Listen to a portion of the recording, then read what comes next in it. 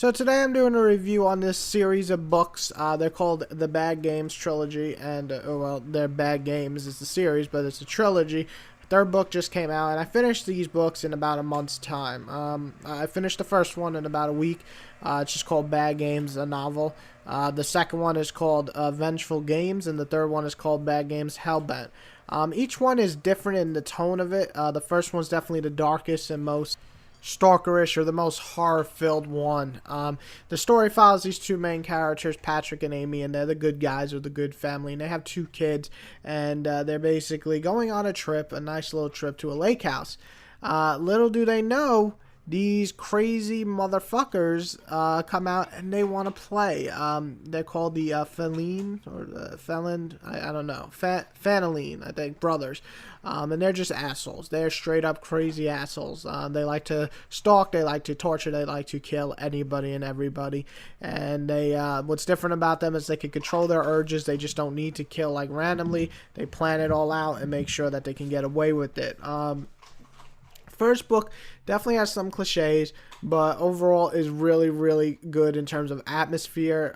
The time it builds up the characters, you actually care about them, and the character development throughout is really interesting, and the ending is definitely pretty damn good, and I enjoyed it. And I felt like it could have ended on a standalone, but the author instead wanted to continue, and that's his right to do so.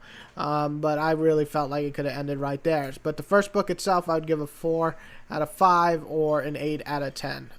The next book, Vengeful Games, is definitely a half and half for me. The first half I loved and would even put some parts above the first book.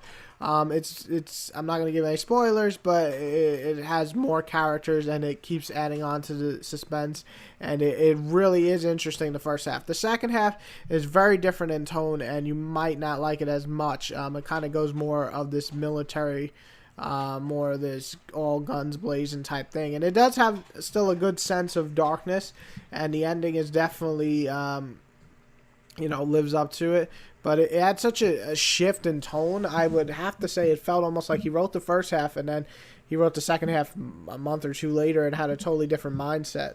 And the reason I say that is because book 3 is more similar to the second half of book 2. Anyway, the whole thing in book 2 I'd give around a 3 out of 5 or a 7 out of 10. It's a good follow-up, but it's nowhere near the first one in my opinion. Now the third book is an interesting one. There's some stuff I really like about the third book. One, you get more in mind of the killers. You learn more about them, and you definitely learn more about how a protege for a killer would start up. And it's interesting the characters they added, though I didn't feel they were fleshed out as much as they should have been. But you do have some of the old characters, and they have everything comes full circle, and that's what's good. It concludes in the end, and I like that. There doesn't have to be any more, and if there really want to be, I guess it could be, but there really isn't. It's just going to end here, and it feels like it closed up all the plot holes and all the stuff that it had to close up.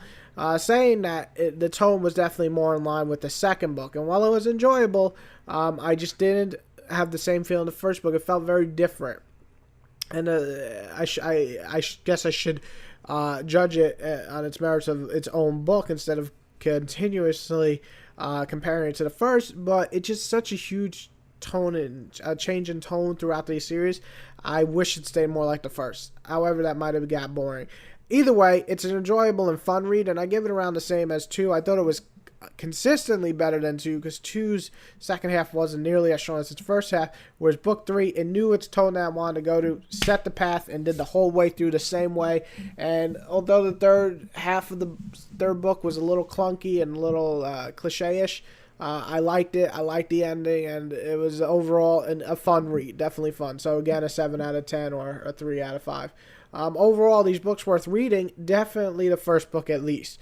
If you finish the first book, you really don't have to read 2 and 3 if you don't want to, but the first one could stand alone as its own book, and it's a very enjoyable and fun and dark read. It's not too graphic. It's not too violent. There are some really fucked up parts, but nothing where I would say, whoa. And there's another, I've read quite a few books that made me say, whoa, hold the phone, man. But this one's definitely not one of them. It's just a very enjoyable read. Any horror fans should check out Bad Games, the first book. And if you like that, check out Vengeful Games and, of course, Hellbent. Overall, worth reading. Definitely check it out. And overall, I give the series about 7.5 out of 10.